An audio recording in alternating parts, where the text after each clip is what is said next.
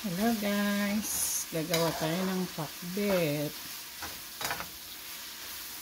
Dito tayo, ginisa ko muna yung sibuyas, bawang at luya. Saka ko nilagay yung karne ng baboy. Pinalambot ko siya. Tapos ngayon inilagay ko yung nawala na yung tubig niya. Nilagay ko yung kamatis. Ayan. Lutuin lang natin yung kamatis. Saka natin lagyan ng alamang. Bagoong alamang ang ilalagay natin. Guys, pakita ko sa inyo yung nilagay kong karne niya. Ito siya.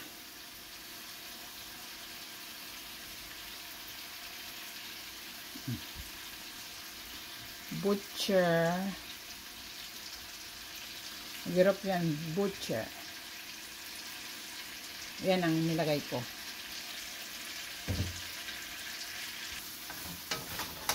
Ayan. Luto na. Pwede na nating ilagay yung ating alamang. Ito siya guys. Bagoong alamang, Bulacan. Ilagay lang tayo ng isang kutsara.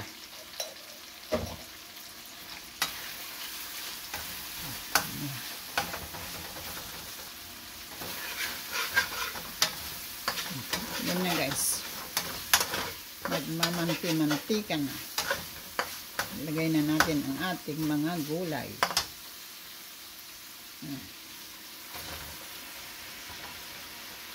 Pagsama-samahin na natin. Sabi ko konti lang ang iano ko. Naparami na naman ako ng luto. Di bale, i-freezer. Ilagay ko naman sa ref at baon-baonin ng aking asawa.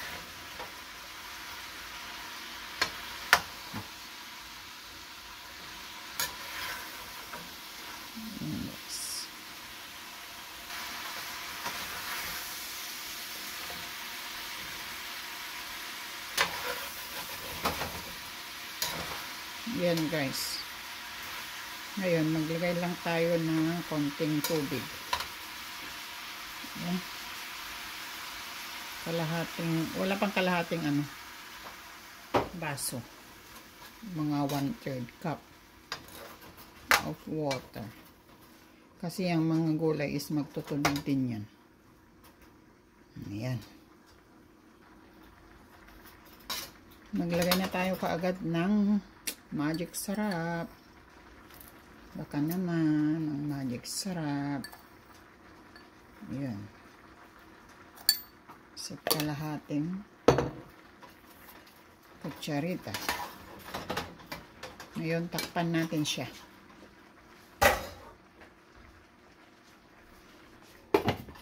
Okay? Tignan natin guys kung okay na siya.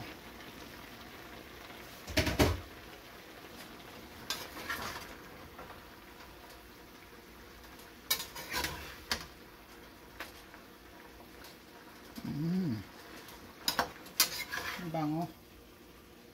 Bango nung tawag nun, alamang.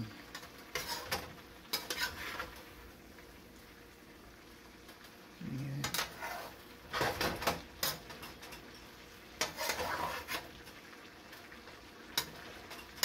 Konti pa. Hindi pa siya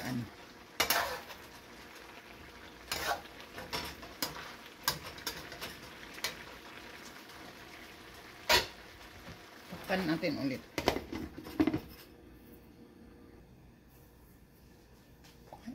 Okay na siguro to guys. Luto na siguro siya.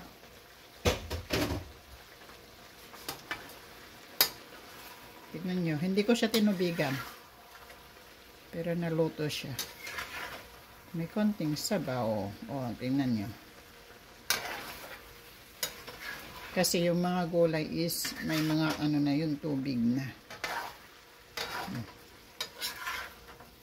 Yun. Okay ng ating pakbet.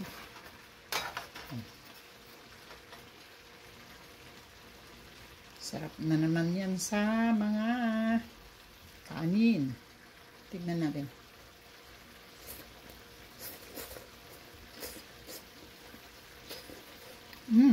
Sarap.